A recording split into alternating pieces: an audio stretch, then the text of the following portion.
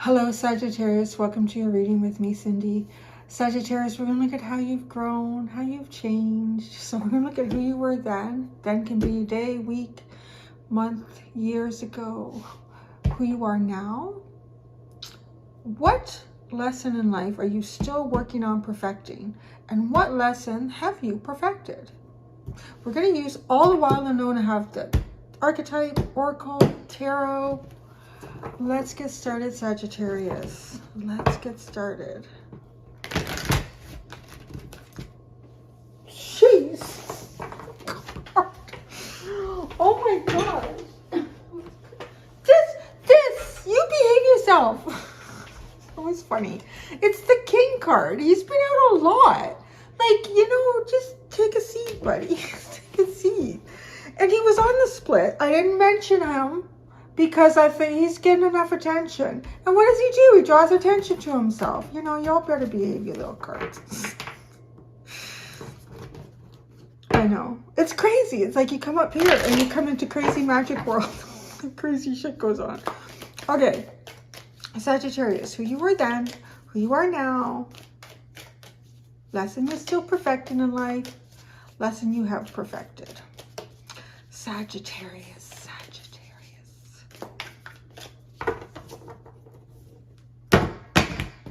I just heard kings of philosophy and outspokenness. Yeah, that would make sense. Okay, who you were then. The mountain.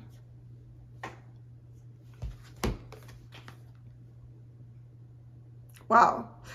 This is so intriguing because, okay, I feel with the mountain, this is like walking away from kind of like things. Walking away from the village, which has been coming up a lot.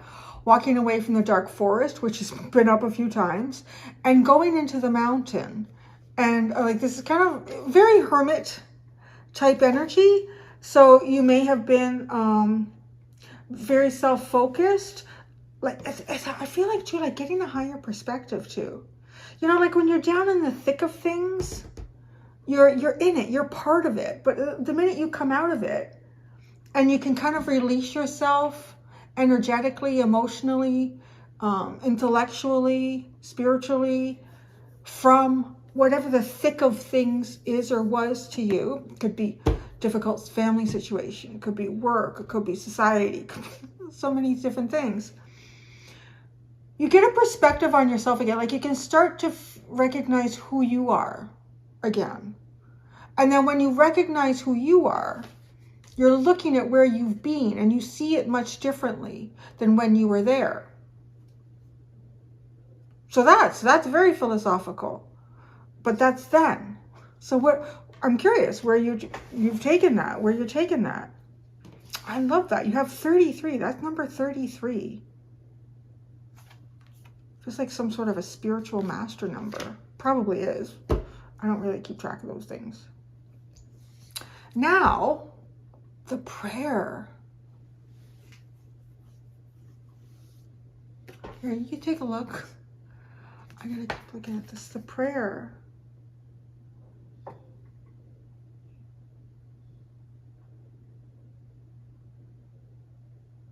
It really feels like being reborn. I mean, that's just the simplest way to describe it because his hand is coming up out of the dirt. It has like judgment.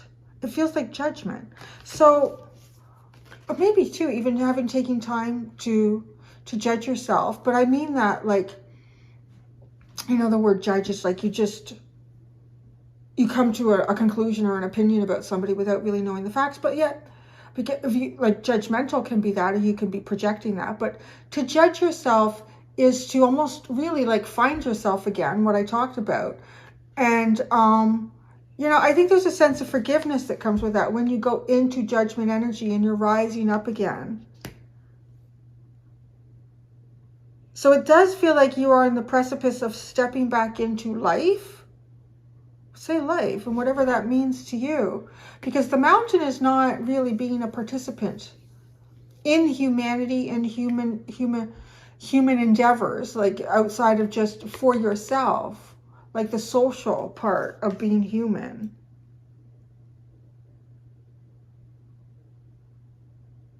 It also kind of feels like things are starting to mature, like as you are rising above, as you are taking on some sort of a new beginning, it's as if things are starting to materialize at the same time. So when you finally come up out of the dirt, these things will be around you, whether that's new opportunity, something that you've been working on behind the scenes that starts to become fruitful, tangible. Like these things are almost materializing. It really feels like coming up out of the grave. This is like a tomb. Yeah, it's like a tomb. So you've put a part of yourself to rest. It's gone. You've let it go. The lesson you're still working on perfecting is the pilgrim. Perhaps it's how to come out of the mountain. Because you've taken a pilgrimage to go into the mountain. But how do you come out of the mountain? How do you meet the village again? Because I do believe that's part of the pilgrim is like, oh, when will you come back to the village?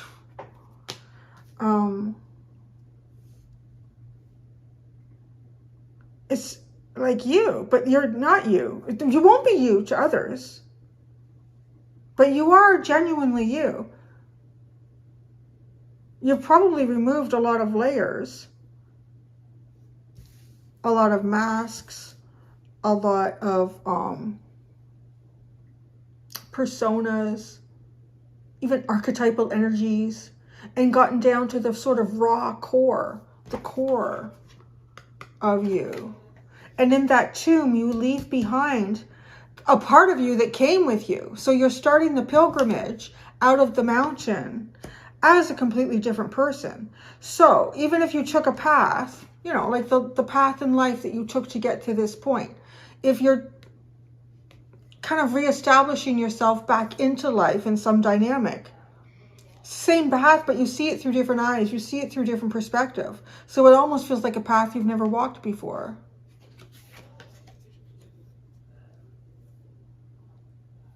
The lesson that you have perfected, good for you, is the maiden. You've taken some sort of a maiden voyage here. And I feel like that is leaving a part of you behind. Or the maiden voyage can occupy a great amount of time in somebody's life. And even as this card, the book even talks about like it can take lifetimes. Because there's a lot of like stumbles, falls, mistakes that are made in this maiden energy because there's not a lot of experience to go behind it to back it up.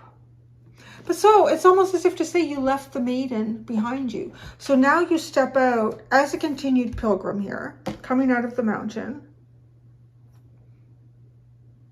as the second in the trilogy. So which would be the mother, the father, whatever you want to resonate with.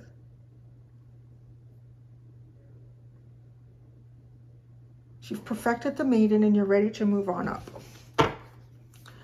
Oh, you got the judge at the bottom. That is so funny. Yeah.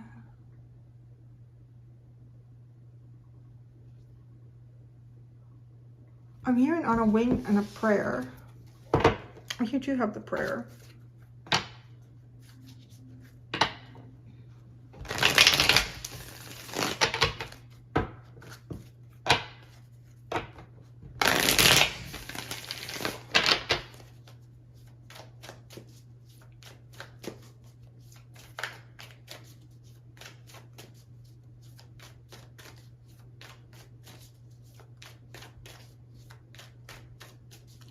How do you come out of the mountain? I really feel like that's the question here. How do you come out of the mountain? Then the crow.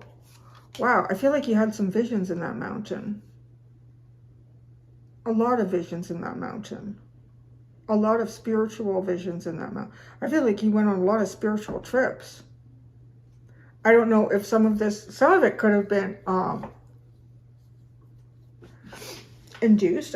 Like with some sort of narcotic, or some of it just also feels like very deep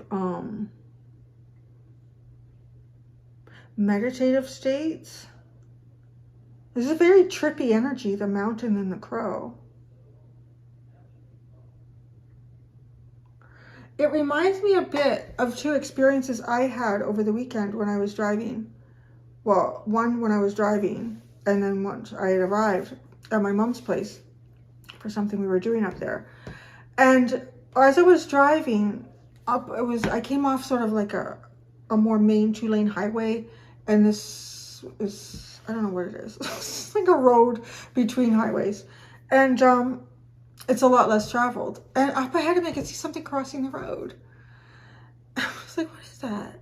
And I thought, it must be a muskrat. So I got closer and I slowed right down. I stopped. It was kind of a small muskrat. I've seen pretty big ones. It was kind of small. I didn't even put my window down. And I was talking at him through the window because the car was fully stopped. There was no one around. And I said, where are you going and what are you doing? And he stopped. And he saw me in the window. And I said, yeah, I'm talking to you. And he got up and he started walking over towards me. And I said, no, you got to keep doing what you're doing. And he goes, and I said, no, you got to go and be a muskrat. I got things to do too. We got to go. This was the weirdest thing. I swear to God, this muskrat was like, okay, let's talk. I thought, that was the weirdest thing I ever did see. And then, so I said, I'm going out. And I started rolling away. And he, okay. And so then he kept going along. And then I saw behind me a car coming. And I was watching them in the rearview mirror. And they, I guess, saw what had taken place. And so they stopped. And I could see them looking at the muskrat. Like, what the hell? The muskrat was talking to the person in the car. And this is what I mean. Like, it's just something very trippy. It's almost like animals could have, like, landed near you. And you could swear to God, they're talking. What are you talking? And you pick, like, that not just happen. Like, I just feel like you've came from somewhere really mystical. Really mystical. And then the second one actually was with a bird. There was a pileated, I believe it's called, pileated, woodpecker on the neighbor's, I call it a shen.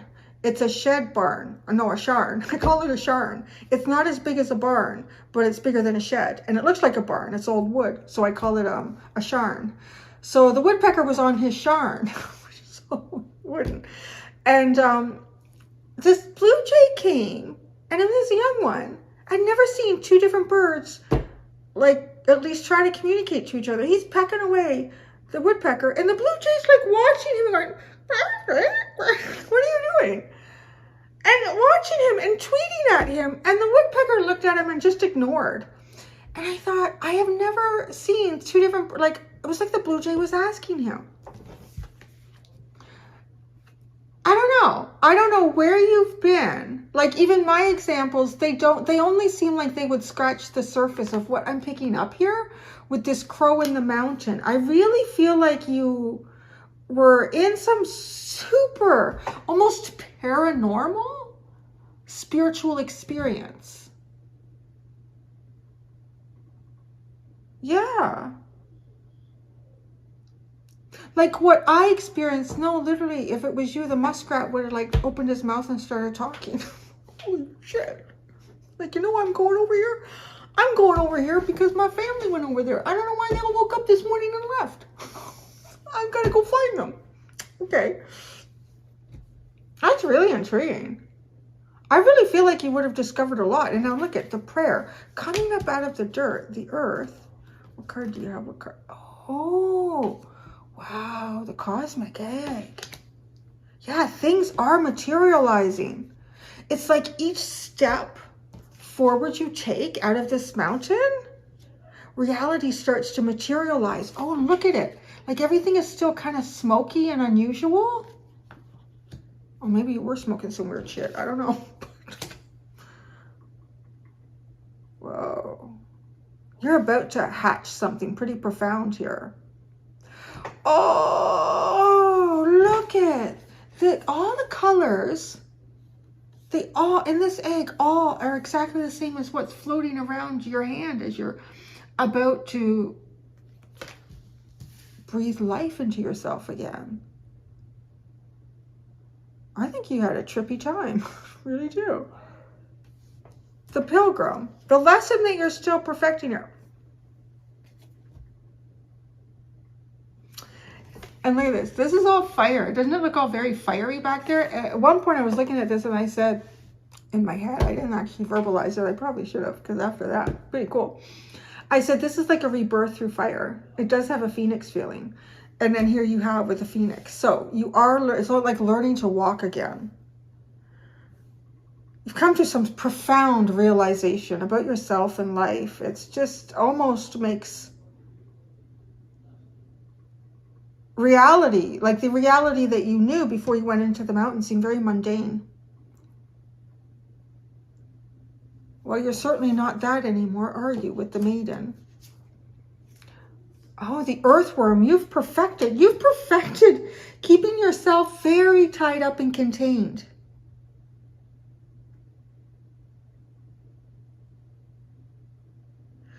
But I feel like there's a purpose in it. The innocence of you. Maintaining some form of purity. Uh-oh.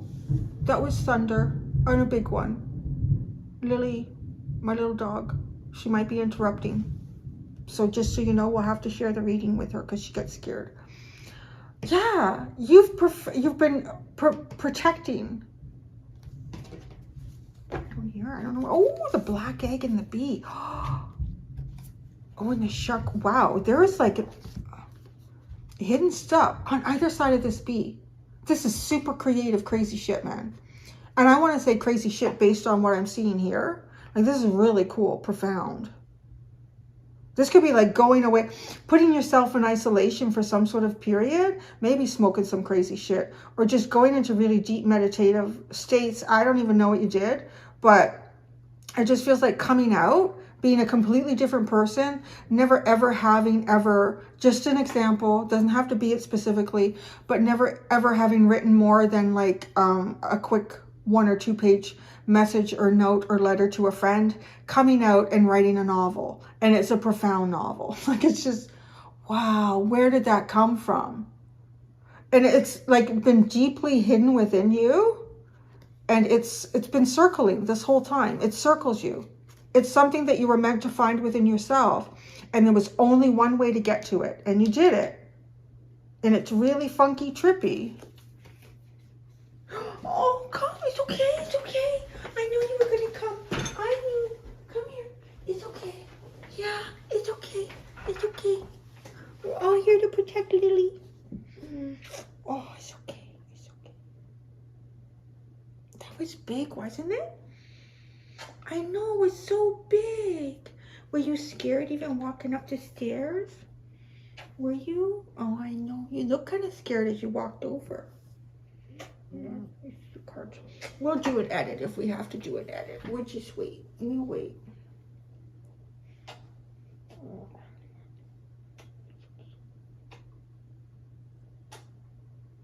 It's okay. It's okay. You're okay. You're safe. You're safe.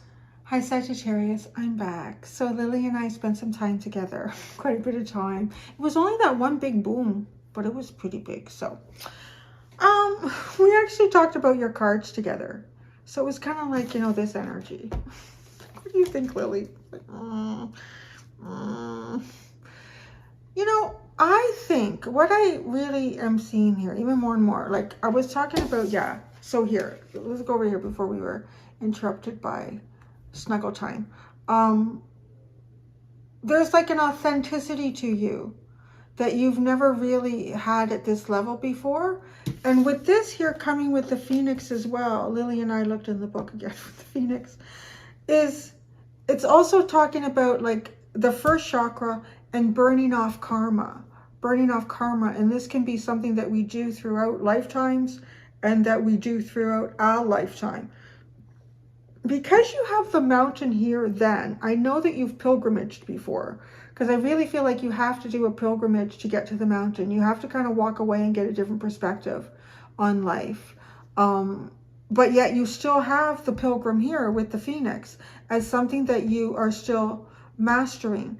So I feel like you're probably burning off a lot of karma in this lifetime.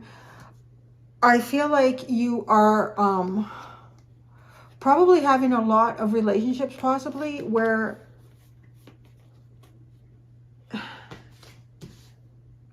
you start the relationships, and these could be friends, it could be work, like you might move around a lot in your work, you might move around a lot with friendships, you might just move a lot. That's funny, Sagittarius. Yeah, that's a very moving energy. Because you're almost like dipping your toe into past karmic relationships, past soul connections, and then you're dipping your toe in to close it off. And I feel like though that there's probably like, there's a lot of discomfort in that. Because, yeah, these are places that are familiar to your soul, but they no longer serve your soul's journey. So, you know, your soul and someone else's soul has agreed that, yeah, you know what, in this lifetime, that's where we kind of cut the cord and we go in different directions at this point. So I feel like you're doing that a lot in this lifetime with the pilgrim and the Phoenix. Some of these might be just points of contact. Maybe there's a people you only know for a few hours at a conference, a few weeks or months, a few years. But pilgrimage and mountain feels like a theme in your life. Although I will say, I kind of feel like this final pilgrimage is literally coming out of the mountain at this point. Coming out of the mountain, and after crows have spoken like words to you, however profound this is, everything below seems very mundane. And this is also something though that with the pilgrim, as a not a fully learned lesson, is when you come out of the mountain, you cannot come down and look at everyone in the throes of life and the rat race or whatever that could symbolize to you as being below you. I don't think you would. I'm not really seeing it here, but there is still some work to be done in this pilgrim energy, I think, as you're coming out of the mountain. And to some extent, it does feel like you're really good at keeping parts of yourself hidden. So this is not hiding you anymore. This is really about being authentic, quite authentic. And then really like even vocalizing it, just being open about it, just speaking your mind, just living your life in the most authentic way you can.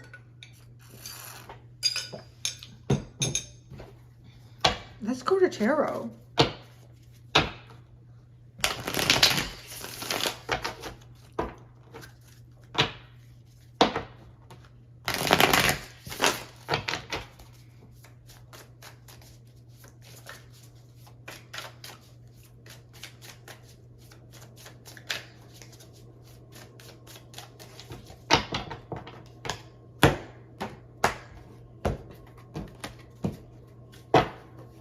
Then, the Son of Cups, the Knight of Cups.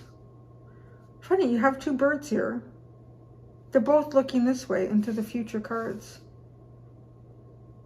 Dreamy, very dreamy and mystical. It feels like fantasies and reality really becoming combined.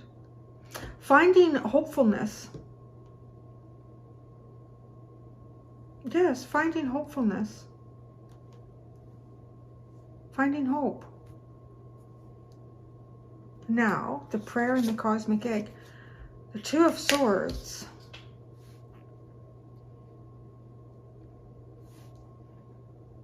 The only answer you'll receive in any question that you ask at this given point in time is to use your intuition.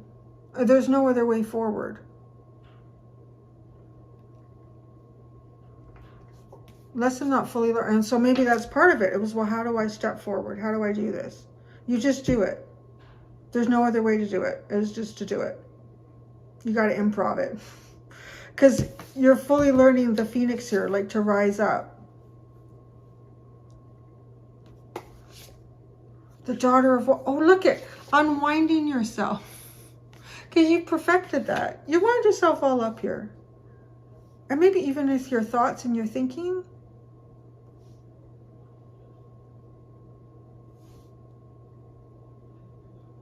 It sort of feels like too, right? The way this is sitting. Like, let's say you work somewhere really intense. There could be a lot of conflict there. There could be a lot of competition. And then you take some time away. You take like a sabbatical. You take an extended vacation or a leave. And you really find yourself again. And then you find the parts of you that became disconnected that should be connected to you. The parts of you that have been disconnected by something else, like down here in the forest, in the thick, in the village. And then you also become aware of things that have connected to you that aren't related to you, that this is really not me. And so like unplugging and replugging different circuitry back into you. And then once you do that, I mean, you got to come out of the mountain. So let's say then you go back to work. But you finally unwound yourself.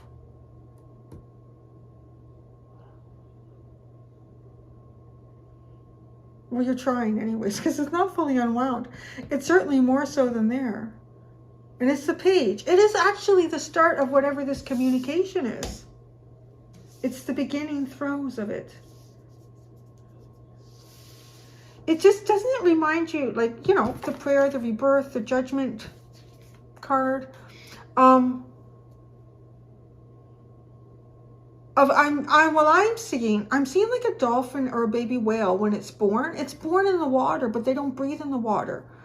So it is just all of a sudden like poof, into this aquatic environment. Well, I guess it was already in an aquatic environment in the mother, but it's got to get to the surface because now that this is it.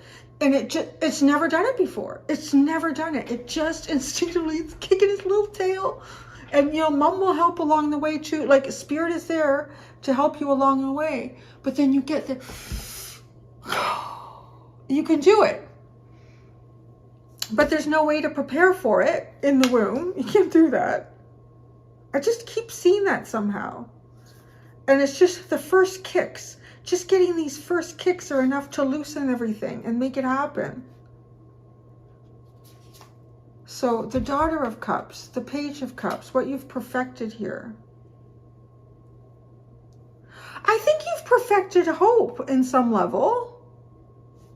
I think you have perfected hope, but it's small. It's not as small as perhaps what you were investigating over here in the mountain. It's small. It's a start. It's allowing at least the reflection of your dreams and desires and creativity to start oozing out of you. But it's all about stepping into it as well. Oh, there you go. The Magician and the Mother of Swords. Wow. I think there's a clue there for you. Swords are the first element as you manifest forward, because you are manifesting. All of this color is starting to materialize things into reality as you move forward into that reality. And the sword is the answer. You have all of the things that you need in your life to manifest. It's all at your disposal. But what will you use at any given time? My friend, the sword of truth, the sword of communication, the sword of fact, the sword. And perhaps the pen is like the sword. The pen is mightier than the sword, I am hearing. It is just almost like a baton transferred, though, from the sword to the pen. And the pen, I feel like, does represent that. So I don't know, maybe it's something that you need to write, to be clear about. Again, though, it does feel like someone who walked into a period of self-isolation or purgatory. And then you come out with a novel. It's quite profound. Whatever you found within you. Yeah, it's like a self-imposed purgatory. And you come out with the novel of truth. All right. that's pretty cool. So I'm going to go do the extended. In the extended, I'm going to look at transforming energies and future you. Thank you so much, Sagittarius. Until next time, be gentle with yourselves. Bye.